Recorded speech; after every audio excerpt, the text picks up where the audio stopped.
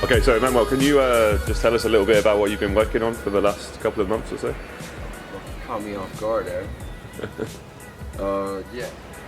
Alright, so I guess the main focus on my project since I got here was working on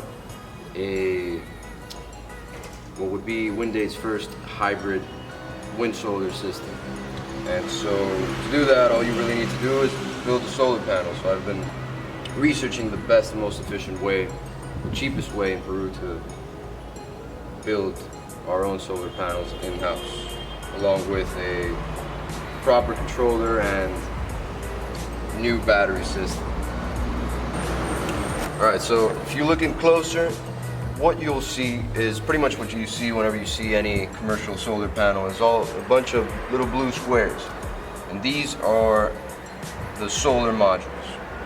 And you basically make a solar panel just by connecting a bunch of them either in parallel or in series, and together they just harness the power of light and output some voltage along with current. So the way these are connected is in series. The front of one of them is connected to the back of the other, and this just happens all the way throughout until it reaches the end of the panel. So in the end, you've got a positive terminal on this side, negative terminal on the other. The hope of this project, the reason I've been working on a way to build our own solar panel is just because here in Peru, I guess the initial option, maybe in Nick's mind, was to just buy a solar panel. Here in Peru though, for decently sized solar panel, a 250 watt panel would cost anywhere from 1,500 to 2,000 soles. And I guess the hope of my project is, with this one I've shown that in 3 to 5 days you can build a 250 watt panel for just under 400 soles.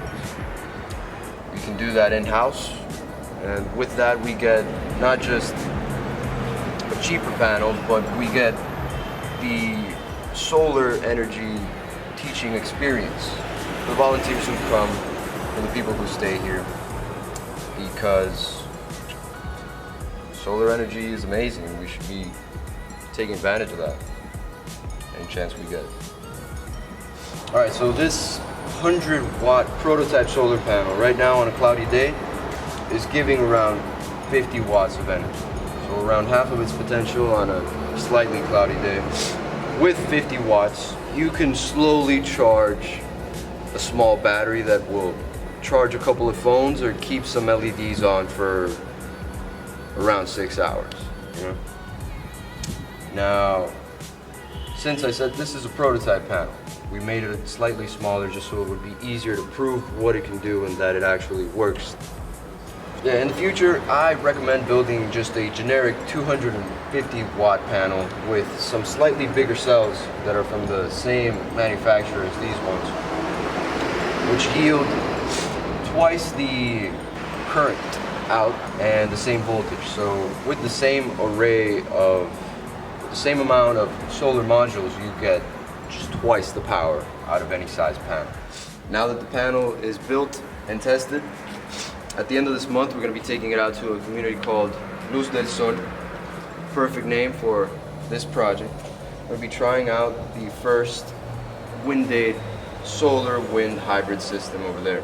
And we hope it's going to be the start of a new venture for WindAid, and that it's going to be a new way to bring electricity to the people in Peru who don't have it. It's going to be good. Real good.